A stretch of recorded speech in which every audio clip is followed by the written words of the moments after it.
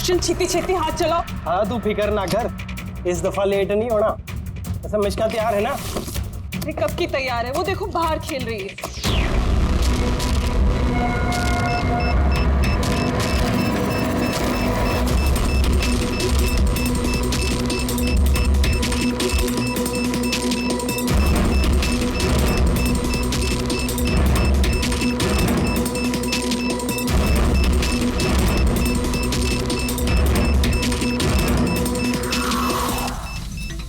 वाकई में इस बार का धमाका ऐसा होगा जिसकी गूंज सदियों तक याद रखी जाएगी।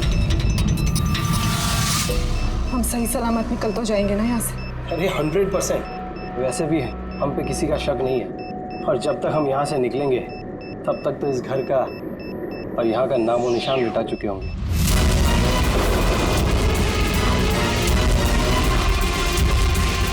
और सोनिया देख मेरे हाथ की कारीगरी, ये कह सकता है कि ये नकली पासपोर्ट है।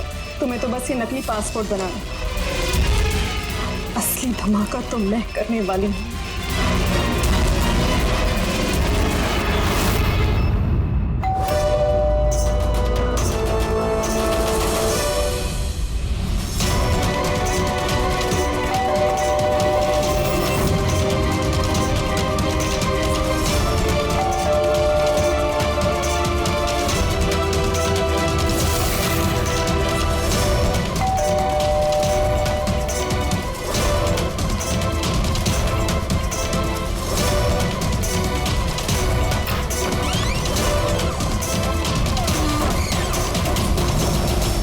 सदी कुरियर आपके लिए।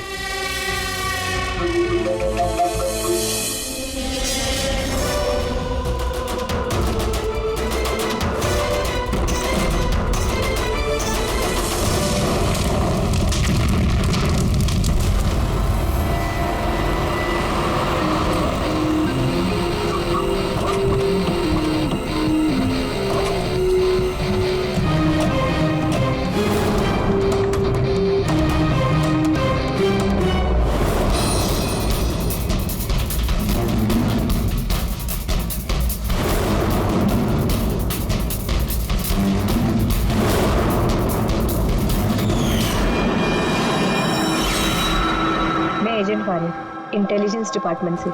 मैंने ही आपको फोन किया था। थैंक गॉड आप लोग आ गए सब। मेरे पास ज्यादा टाइम नहीं है। हमारे 2 जासूस मोनिका और दुष्यंत सिलेंडर फटने की वजह से मारे जा चुके हैं। और ये कोई हादसा नहीं है सब, ये एक साजिश है। बस अब ये मोनिका की भतीजी मिष्का ही बची है, और सर इसकी भी जान खतरे में है। आपको कैसे मालूम पड़ा ब्लास्ट के बारे में? सर दुष्यंत ने मिष्का को बोला था कि अगर कोई भी प्रॉब्लम हो या उन दोनों को कुछ हो जाए तो वो मुझे फोन करके बुला ले। और जैसे ही मुझे मिष्का का फोन आया मैं तुरंत यहाँ पे आ गई। बच्ची को तुम अपने इंटेलिजेंस डिपार्टमेंट में क्यों नहीं रख लिया? और तुम्हारा ये ऑपरेशन, उसका हेड कौन है? सब हमारे हेड खुद लापता है। पता नहीं वो जिंदा है भी कि नहीं। जरूर हमारे ही विंग में कोई गद्दार है जिसकी वजह से ऑपरेशन फेल हो गया। कहीं वो गद्दार तुम ही तो नहीं? अरे यहाँ पे बोली बनने का नाटक कर रही हो। सर अगर मैं गद्दार होती तो आपको फोन करके यहाँ क्यों बुलाती? हो सकता है वो अभी भी मुझ पे नजर रखे हुए। सर अब मुझे जाना होगा। कहीं नहीं जाओगी तुम जब तक हमें ये नहीं बता दें कि ये तुम्हारा ऑपरेशन है क्या। टेररिस्टों को फंड करने वाली ऑर्गेनाइजेशन के खिलाफ ही ऑपरेशन था। और मुझे लगता है शायद दुष्यंत और मोनिका को पता चल गया था कि असली क्रिमिनल कौन है, और इससे पहले कि वो मुझे कुछ बताते वो दोनों मारे गए। सर ये मोनिका और दुष्यंत है। ठीक है, बच्ची को हमारे पास छोड़ दो। लेकिन अगर हमें तुमसे कांटेक्ट करना हो तो कैसे करेंगे? सर ये गेस्ट हाउस का नंबर है। आपको जब मुझसे बात करनी हो आप बस इतना बोल दीजिएगा कि बसंती से बात करा दीजिए, वो मुझे ही फोन देंगे। ठीक है।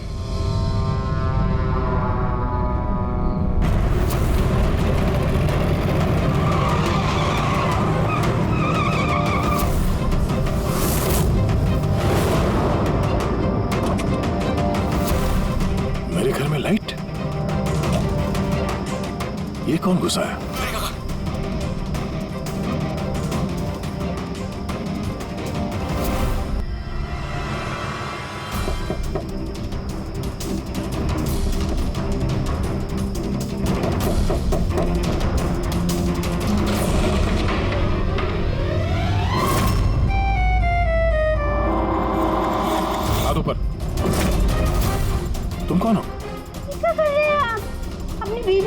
चलाएंगे। क्या बीवी? मैडम लगता है आप किसी गलत पते पे आ गई है। ये मेरा घर है, आप घर के अंदर कैसे घुसी? नाम क्या आपका? रजनी कुमारी, मिसेज रजनी दया कुमारी। 3 महीने पहले आप ही हमसे ब्याह किए थे वंतूर में, अभी भाग गए, वहाँ से रफू चक्कर हो गए। वंतूर में? तो क्या हम झूठ बोलेंगे? हम जैसी शरीफ अच्छे परिवार की लड़की ऐसे किसी पराये मर्द को अपना पति बोलेगी? क्या कह रहे हैं आप? आपको ही ने वो हमको पता दिया था और अपने फोन नंबर भी दिए थे। मैंने दिया था। तो दिमाग खराब है तुम्हारा? शायद तुम जानती नहीं हो कि मैं एक सीआईडी ऑफिसर हूँ। क्या बात है दया, तुम अपनी बीवी पर क्यों चिल्ला रहे हो? अरे सुधांटी, ये मेरी बीवी नहीं है। देखो ना, ये क्या कर रहे हैं? लो बेटा, पानी पी लो। अरे ऐसे कैसे नहीं है वो तुम्हारी बीवी? तुम्हें पता है कितने घंटों से वो तुम्हारे घर के बाहर खड़ी थी। अरे मेरी नजर पड़ गई तो मैंने उसे तुम्हारे घर की डुप्लीकेट चाबी दे दी। मेरे घर की चाबी आप किसी को भी कैसे दे सकती? किसी को मतलब कोई अनजान है क्या? तुम्हारी अपनी बीवी है। और शादी कर ली तो छुपा क्यों रहे हो? वैसे अच्छी चॉइस है तुम्हारी। वैसे मुझे लग नहीं रहा था कि आप इस उम्र में भी शादी करोगे। अरे आंटी, मैंने कोई शादी इस उम्र में मतलब क्या? सीआईडी वाले हो, इसका मतलब ये नहीं कि इस बेचारी पर तुम अपना रोब झाड़ो। और चाचा जी, अगर ये मुझे गुस्से में डांट देते तो मैं सह लेती, पर ये तो कह रहे हैं कि मैं इनकी पत्नी नहीं।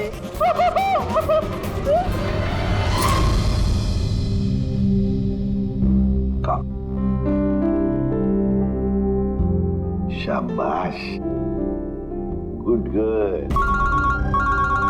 बेटा तुम खाओ, हाँ मैं फोन लेता हूँ। आदे चल, मैं एक अजीब सिचुएशन में फंसा हूं सर, आपसे मिलना चाहता हूँ।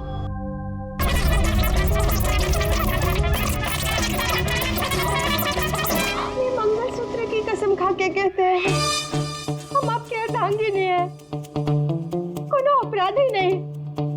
आप हमें यहाँ क्यों लेके आए हैं?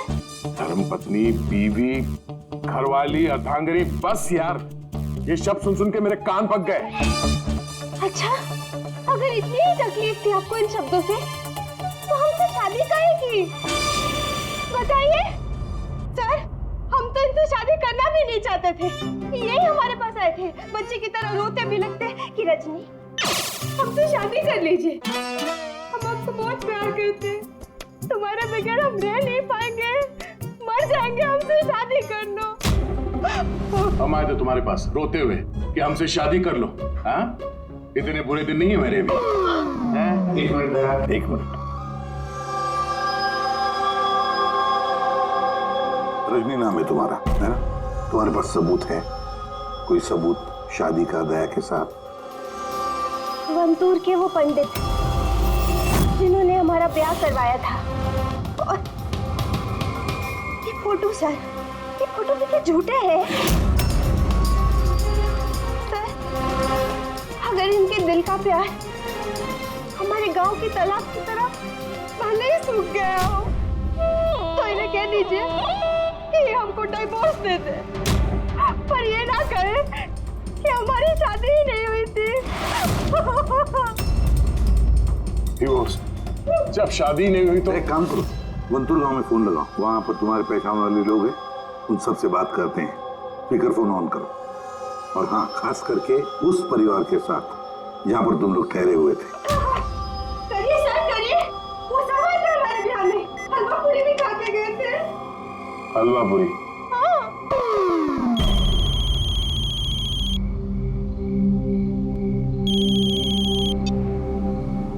हेलो कमला ताई, अब मैं दया बोल रहा हूँ, मुंबई से, पहचाना? दया? क्या बेटा, पहचानूंगी कैसे नहीं? और आज मेरी याद कैसे आई? रजनी ठीक से घर पहुंची कि नहीं? उसे तेरा घर ढूंढने में कोई दिक्कत तो नहीं हुई? कमला ताई, मकान तो मिल गया, पर हमारे पति हमें नहीं मिले।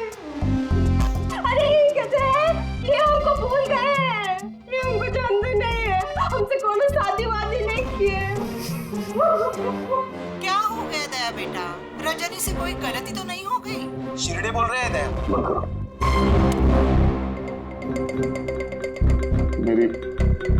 मेरी समझ में कुछ नहीं आ रहा सर, ये क्या हो रहा है? क्यों कर रही हो तुम ऐसा? क्या मकसद है तुम्हारा? बोलो, क्या मकसद है तुम्हारा? सर आपके दोस्त आए। तुम लोग यहाँ कैसे आए? अरे अब फोन करने वाला था तुम दोनों को। आते कैसे नहीं दोस्त? रजनी भाभी ने फोन किया था, इसलिए तुरंत आ गया। मगर हुआ क्या? भाभी आप रो क्यों रहे हो? और ब्यूरो में क्यों हैं? अरे सच बता, क्या किया तूने भाभी के साथ? क्यों रो रही है भाभी? अरे कैसी भाभी, किसकी भाभी? तुम दोनों का दिमाग खराब है क्या? हम लोग वंतूर गए थे 5 दिन के लिए, वहां पे ट्रैकिंग की हमने, शिरदे भाव के घर में ठहरे थे, उसके बाद वापस आ गए, बस। और क्या? अरे हम झूठ नहीं बोल रहे हैं यार, तेरी शादी हो गई, मेरे पास फोटोज भी है तेरी। देखिए ना भैया, ये कह रहे हैं कि हमको जानते नहीं, ये हमसे शादी नहीं किए, ये हमको भूल गए हैं। देखिए ना, इनका याद दिलाइए। ये दया, ये रजनी, कमला ताई, शिरदे भाव और हम। अरे यार, ये सब झूठी फोटोज बनाना कोई बड़ी बात नहीं है, आजकल कोई भी कर सकता है कंप्यूटर पे। हाँ, तो कंप्यूटर पे ही सारी शादी खेल लेते ना। हमारी जिंदगी क्यों बर्बाद किया बताइए? हम ना आपको कोर्ट लेके जाएंगे। देखिए हम पढ़े लिखे, हाँ, हमको कमजोर ना समझिएगा।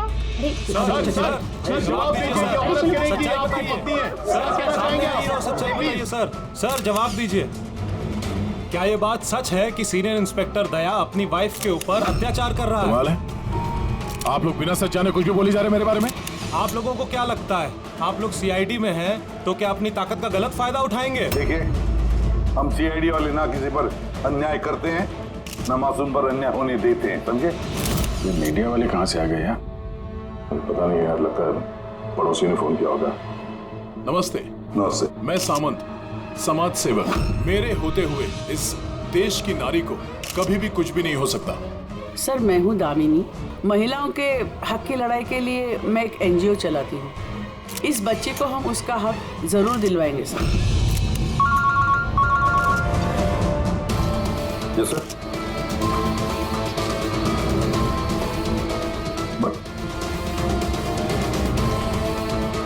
ठीक है, ओके। ठीक है सर रुकिए सर, जवाब देके जाइए। सर रजनी जी, क्या दया ने आपके ऊपर हाथ नहीं उठाया? बताइए, क्या आपसे दहेज की मांग की गई? जी बस एक जिद्दी है, हमको हमरा पति दिला दीजिए, हमको हमरा दया दिला दीजिए। यह मामला आगे बढ़ चुका है, तुम्हें इस रजनी को अपने घर में अपने साथ रखना होगा।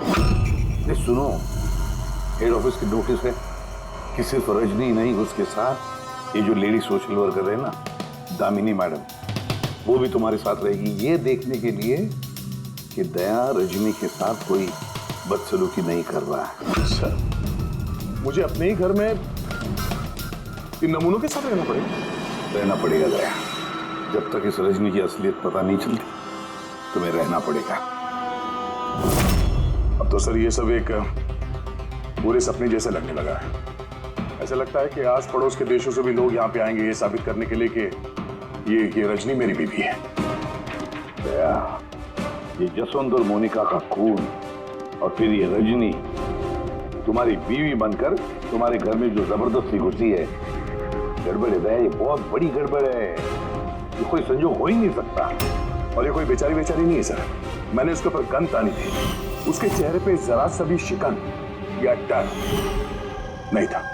सर ये रजनी भी जरूर कोई मंजे हुई मुजरिम है। जरा वंटू जाके पता तो लगा ये सारा चक्कर है क्या। और जब भी तुम घर में रहोगे, इस रजनी और दामिनी दोनों के साथ जरा अच्छा बर्ताव करना, तो ये दोनों मिलकर कोई मुसीबत ना खड़ी करते। हाँ सर, अब उसका खेल उसी के साथ खेलूंगा। पूर्वी, जहाँ पर दुष्यंत और मोनिका का खून हुआ, वहां जाकर देखो जरा अच्छी तरह से, देखो कोई ना कोई सबूत तो मिलेगा ही मिलेगा। सर ये एजेंट वानी भी मुझे ठीक नहीं लगती, मुझे तो इस पे भी शक है, कहीं हम इस पे भरोसा करके बहुत बड़ी गलती तो नहीं कर रहे? गेस्ट हाउस में फोन करो, देखते हैं हेलो, बसंती है? हेलो, मैं बसंती बोल रही हूँ। मैं जानती थी आप सीआईडी वाले मुझे शक के दायरे से इतनी जल्दी बाहर नहीं करेंगे। बस हालचाल पूछने के लिए फोन किया। वैसे मौसम का हाल खराब है बाहर, इसलिए बसंती अभी यही है और जब जाएगी तब पता कर जाएगी। सर गेस्ट हाउस में ही है। ठीक है सर, मैं चलता हूँ। देखता हूँ ये रजनी कौन सी नई चाल चलने की तैयारी में है। अपडेट देते रहना। चलो।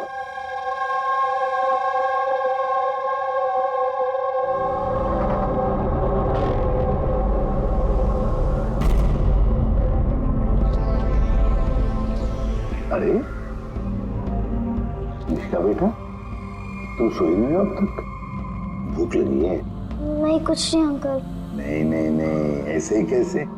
कुछ तो है ना? बताओ। अंकल वो मम्मी ने कहा है कि अगर मुझे उनकी तरह अच्छी जासूस बनना है तो फिर मुझे हमेशा होशियार रहना चाहिए, सोते हुए भी आँख खुली होनी चाहिए। अरे वाह, ऐसे काम मम्मी ने? तो फिर चलो, तुम्हें एक सवाल पूछता हूँ, सही सही जवाब देना। याद करो जब तुमने वाणी आंटी को फोन किया था तो उससे पहले क्या हुआ था? मैं बाहर खेल रही थी, खेलते वक्त मेरे कपड़े गंदे हो गए तो फिर मैं अपने कमरे में अपने कपड़े बदलने गई, बदल के मैं वापस खेलने लगी। तो अचानक बहुत तेज आवाज आई। अरे बाप रे, फिर? दुष्यंत अंकल ने कहा था कि अगर ऐसा कभी भी हो तो फिर बाहर वाली दुकान पर जाके वानी आंटी को कॉल कर देना और जब तक वो नहीं आई वहीं पर रुकना। शाबाश बेटा, बिल्कुल सही किया तुमने। जाओ चलो सो जाओ, है ना?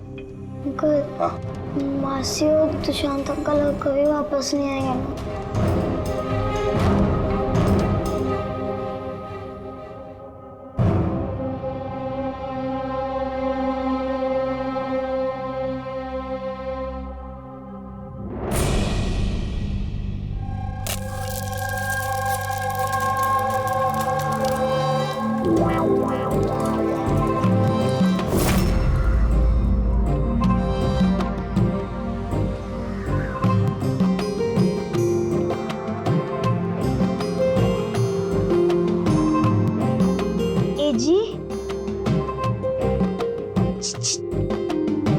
पति परमेश्वर,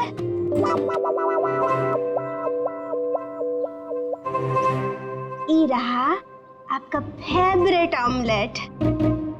अरे वाह, आपको बड़ा ख्याल है मेरी पसंद का। जी, आप कहे तो अपने हाथों से खिला दे का? नहीं नहीं, उसकी जरूरत नहीं है, मैं खुद ही अपने हाथ से खा लूंगा। अच्छा, तो हमें भी खिला दीजिए ना। बिल्कुल।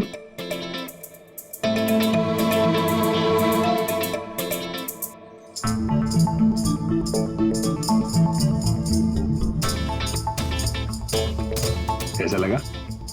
बहुत है।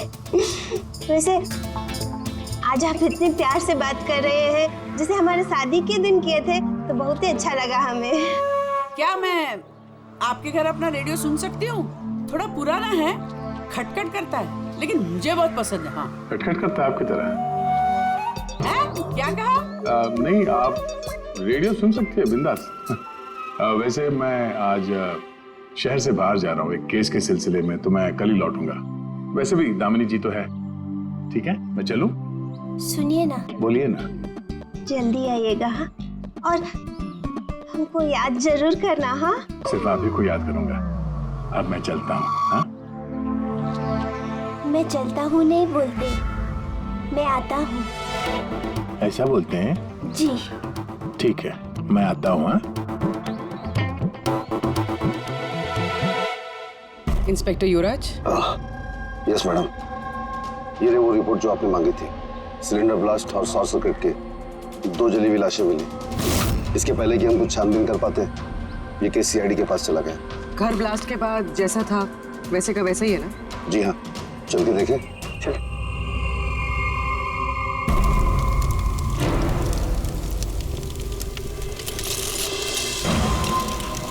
एजेंट वानी को कोई खास इंफॉर्मेशन देना चाहते थे मोनिका और दुष्यंत। अगर इससे पहले वो दे पाते उनकी मौत हो गई। शायद उस इंफॉर्मेशन से जुड़ा कोई सुराग मिल जाए यहाँ पर। देखते हैं।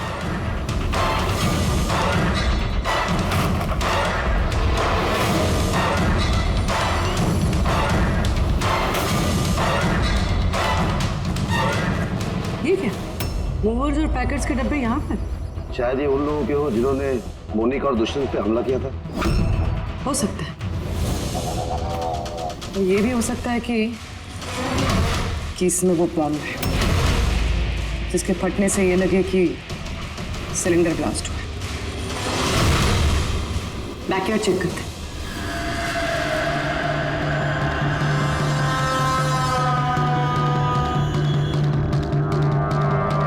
यहाँ तो कुछ खास नहीं दिख रहा है। एक मिनट।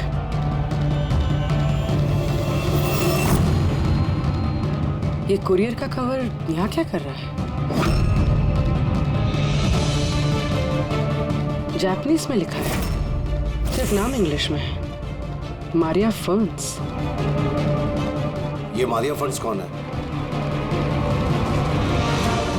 मोनिका मारिया फर्न्स के नाम से जानी जाती थी। अब जो भी कोई ये कुरियर लाया होगा उसका जरूर इस मिशन से कोई ना कोई ताल्लुक तो है। सर ये दया की शादी की फोटोज ये नकली नहीं सर, एकदम असली है। क्या? कोई गलती तो नहीं हो रही है मुझे? नहीं सर, एक्सपर्ट से चेक करवाया, वो बोल रहा है एकदम असली फोटोज है। दया तो कभी झूठ बोलता नहीं है सर, समझ में नहीं आ रहा है। वही तो अभिजीत, तो मेरे दिमाग में कुछ समझ में आ रहा है। लगता है किसी ने दया का प्रोस्थेटिक मास्क बनवाकर वो पहनकर इस रजनी के साथ शादी की फोटो खिंचवाए हैं। बड़ा चालाक है ये जो भी है, जानता था कि नकली फोटो पकड़े जाएंगे। सर कभी किसी भी फोटो में दया का क्लोजअप नहीं है सर, सारी फोटो दूर दूर से खींची गई। हाँ, अरे रजनी, इसकी असली आईडी क्या है? सर रजनी कुमारी है। उसका आधार कार्ड, उसका पैन कार्ड, ड्राइविंग लाइसेंस सब चेक किया मैंने सर। ये वनपुर में जन्मी है और सतारा में पढ़ी लिखी है। अगर ये बात है तो फिर अभिजीत, इस रजनी का ढोंग प्रूव करना जरा मुश्किल हो जाएगा। शहर में कुछ बड़ा इवेंट वगैरह होने वाला है क्या? सर एक इवेंट है जो आतंकवादियों के काम का है। क्या? एक कॉन्वॉय जा रहा है सर 5 टन सोना लेके रिजर्व से एक बैंक के लिए। तो हो सकता है आतंकवादी को तो अपनी फंडिंग की कमी पूरी करने के लिए इसको लूटने का प्रयास करें। बिल्कुल सही कहा अभिजीत, यही हो सकता है। जिनका भी सिक्योरिटी है इस सोने के ट्रांसपोर्ट में, उनको बता देते हैं, आगाह कर देते हैं उनको, और उनको ये भी कहते हैं कि हमारी नजर रहेगी सोने के लेन देन में। और अभिजीत, मैं चला जाता हूं मिश्का के पास और तुम और दया वनतूर चले जाओ। अच्छी तरह से पूछताछ करो, कुछ ना कुछ तो जरूर हाथ लगने वाला है वहां पर।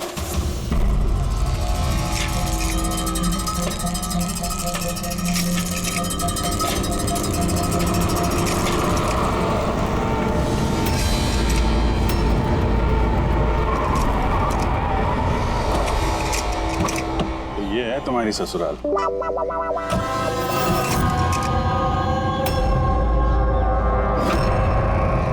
तुम भी यार बस मेरी फिर किलोगे बस। यार बिना बताए शादी करोगे दोस्तों को तो।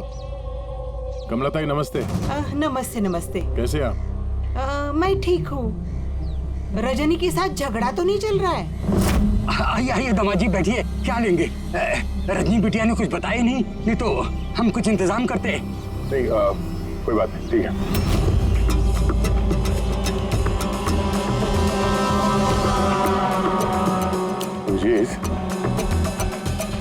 गांव में एकदम सन्नाटा है, बच्चे कहीं दिखाई नहीं दे रहे हैं। पिछली बार तो बहुत चहल पहल थी यहाँ पे।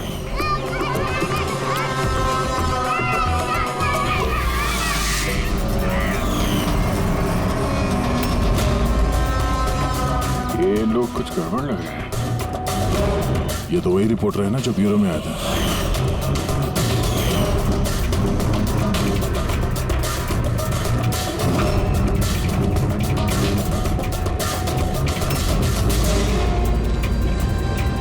बताओ सब ठीक तो है ना यहाँ पे?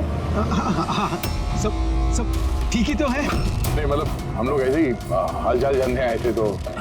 बैठिएगा नहीं? नहीं हम लोग चलते हैं, है ना? जी बार आइए। हाँ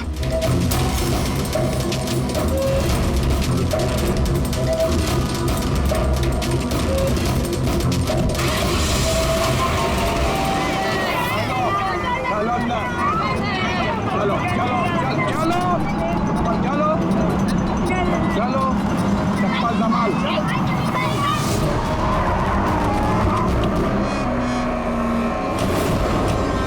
सुनो, एक काम करो, बच्चों को वापस छोड़ के आओ गाँव। सीआईडी जा चुकी है। क्या नहीं है, अभी तो आए हैं। बहुत बड़ी गलती की है।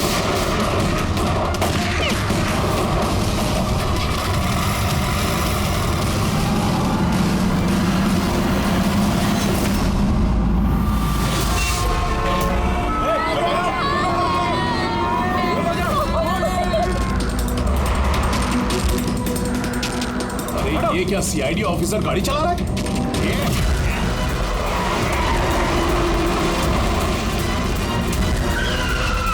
अरे एक और सीआईडी ऑफिसर हमारे पीछा कर रहा है, इसको गाड़ी रोकने मत देना।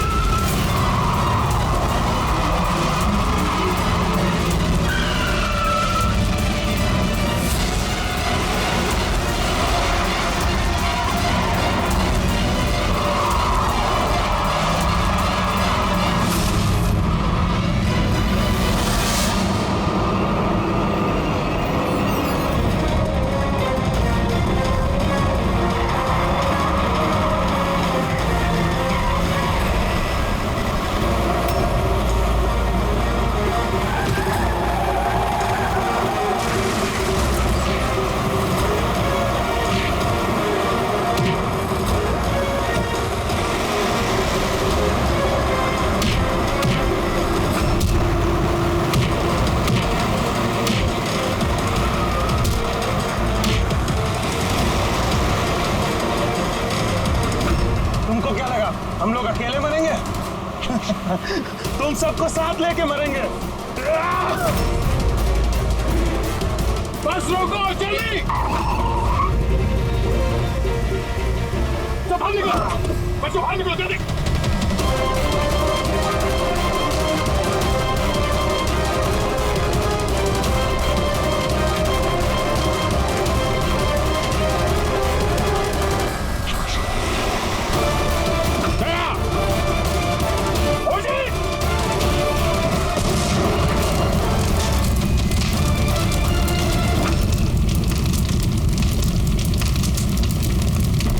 सर यही कुरियर का पैकेट मिला उस क्राइम सीन से। इसमें नाम और एड्रेस इंग्लिश में, तो ये जापानीज में कुछ लिखा है। क्या हो सकता है?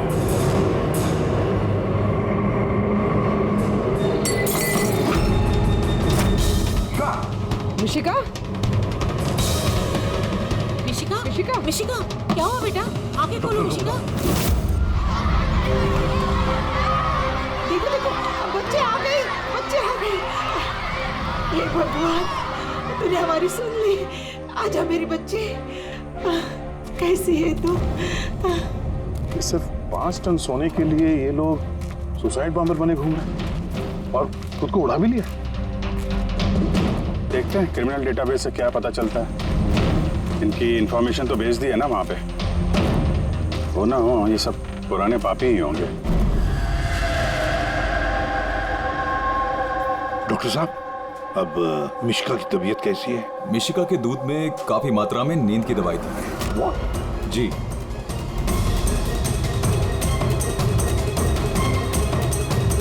सुना आपने डॉक्टर साहब ने क्या कहा? मिशिका के दूध में नींद की दवाई थी।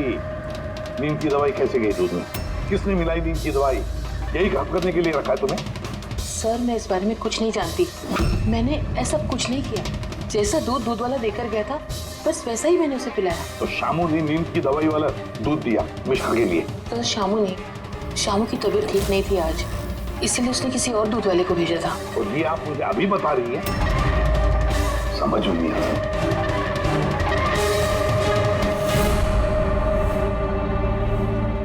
क्यों बेचारी मिशिका की जान के पीछे पड़े ये लोग?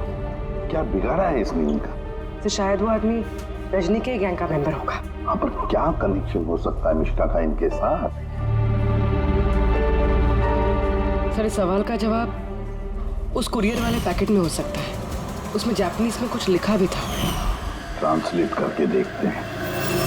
हमें माफ कर देना, हम मजबूर थे। कोई बात नहीं, हम लोग समझते हैं।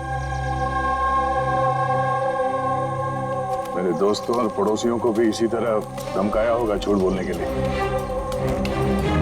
कुछ तो प्लानिंग होगी। इतना सब कुछ हुआ है तो मकसद भी खास ही होगा। ये उनकी रिपोर्ट आ गई है। ये जो सुसाइड बॉम्बर था, पूरन नाम था, कंडुलाजम आतंकवादी गिरोह के मेंबर हैं ये सब। कुबेर साशा, माजी और ये कोटियाल, 3 लोगों को फांसी की सजा हुई है। दिनवारा में ये ब्लास्ट करने के अपराध में। अगले आतंकवादी हमले के लिए ये लोग सोना लूटना चाहते होंगे। मगर ये रजनी के बारे में क्या सोचा? रजनी, उस पर नजर रखने के लिए मैंने पूरे घर में स्पाई कैम लगाए। अलर्ट आया, रजनी किसी से कांटेक्ट कर रही है। डायना बोल रही है। पूरा प्लान तैयार हो चुका है। सोना उसी वैन में मुराली रोड से दोपहर 1 और 2 के बीच में जाएगा। वैन उसी वक्त लूटनी है। और घबराओ मत, सीआईडी को कुछ पता नहीं चलेगा। वो तो यही साबित करने में लगे हैं कि मैं दया की बीवी नहीं, और उनकी एक एक हरकत की मुझे खबर है। उनके सीआईडी ब्यूरो में मैंने छोटा सा बग लगा दिया था। सर, इसमें तो लिखा है कि इस कुरियर में एक लाल रंग की फ्रॉक भेजी गई, नेट वाले। सर, अब इसका क्या कनेक्शन हो सकता है इस केस से? लाल फ्रॉक? पूर्वी, जब वानी मिश्का को हमारे पास लेकर आई थी तब मिश्का ने वैसी फ्रॉक पहनी थी, एक लाल रंग की फ्रॉक, नेट वाली। कोई ना कोई कनेक्शन जरूर है, कोई ना कोई कनेक्शन जरूर है।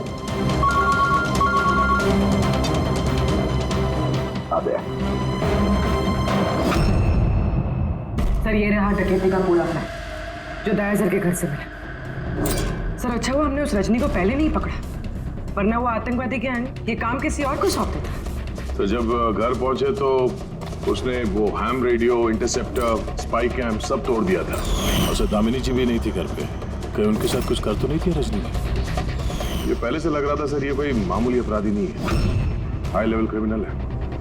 जानबूझ के हम लोग का ध्यान भटका रहे थे ये लोग, ताकि हम लोग इधर उधर रहें और ये 5 टन सोने पे अपना हाथ साफ कर लें। नहीं अभिजीत, कुछ तो सवाल है इस केस में जो सुलझे नहीं है अभी तक। रजनी वो जानती थी कि वहां पर स्पाई कैमरास हैं और हम देख सकते हैं कि वो क्या कर रही है, क्या बोल रही है, सब कुछ। फिर भी उसने सारा प्लान क्लियरली बता दिया। तो शायद वो ओवर कॉन्फिडेंट चुनौती दे रही है। रोक सके तो रोक लो। नहीं रहे, अगर वो इतनी चालाक क्रिमिनल है तो जोश में नहीं, होश से काम लेगी, अपने मिशन को रिस्क में नहीं डालेगी वो। हाँ सर, उसके सोना लूटने का प्लान इसलिए पता चला क्योंकि उसने चाहा ये प्लान हमें पता चले। मगर क्यों? वही तो। तुम एक काम करो, मेरे घर जाकर मिश्का का वो लाल रंग का फ्रॉक लेकर आओ। ये फ्रॉक वैसे मोनिका के नाम से जापान से आया था। इसका भी सोने के डकैती से कुछ कनेक्शन तो नहीं लगता, लेकिन कुछ तो खास बात है इस फ्रॉक में, कुछ तो खास बात है। ये तो यकीन होता जा रहा है कि ये मामला सिर्फ सोने की डकैती का नहीं है, उससे कुछ बढ़कर है। दुष्यंत और मोनिका जैसे टॉप के जासूस ये डकैती के लिए अपनी जान नहीं गंवाते सर।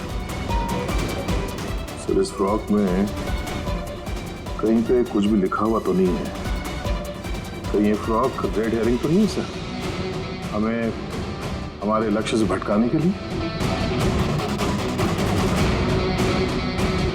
मेड इन इंडिया, यहाँ भी है एक लेबल, मेड इन इंडिया। एक मिनट, एक मिनट, एक मिनट, एक मिनट। तो नहीं लिखा हुआ इसके अंदर।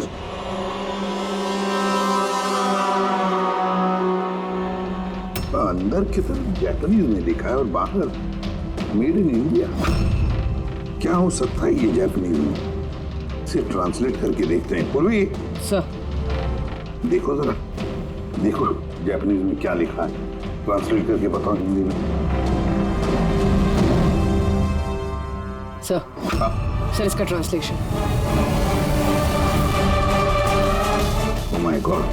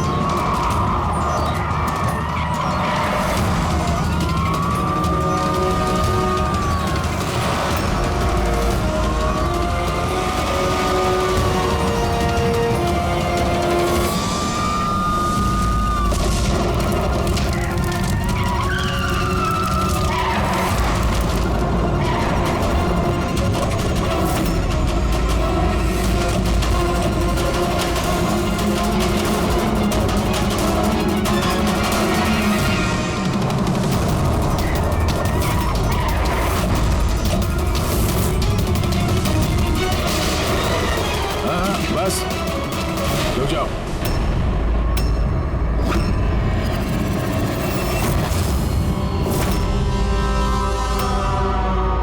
मोनिका, तुम? हाँ, एजेंट मोनिका। आतंकवादियों के साथ मिलकर देश के साथ गद्दारी करती थी। क्या करूं एसीपी साहब, पर देखिए ना, कितनी शर्म की बात है, मेरे गोल्ड चुराने वाले प्लान में आप लोग नहीं फंस सके। डायना, मुझे तुमसे इतने खराब काम की उम्मीद नहीं थी। तो क्या दुष्यंत भी? कौन?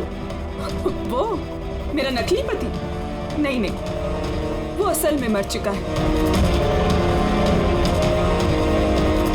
लास्ट से कुछ मिनट पहले ही मुझे एक कॉल आया और मैं घर से बाहर भाग गई।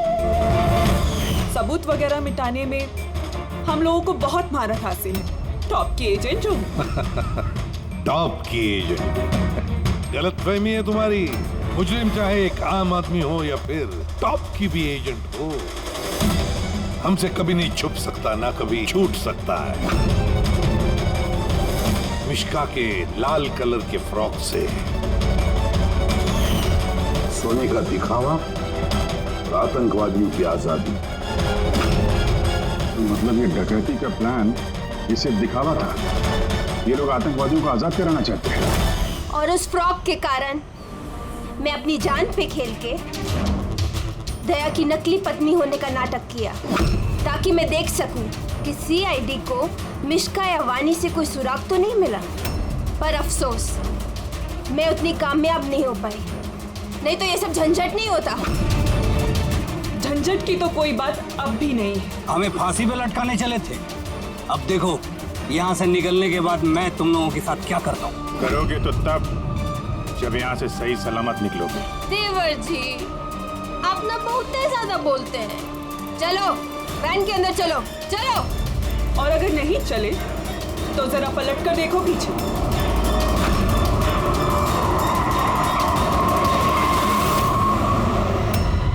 वानी, दामिनी और मिश्का, इन तीनों को बम से उड़ाने में हमें 3 सेकंड भी नहीं लगेंगे। समझ गए ना? वैन में बैठ जाओ सब लोग, चलो चल दे। अभिजीत, पूर्वी, दे।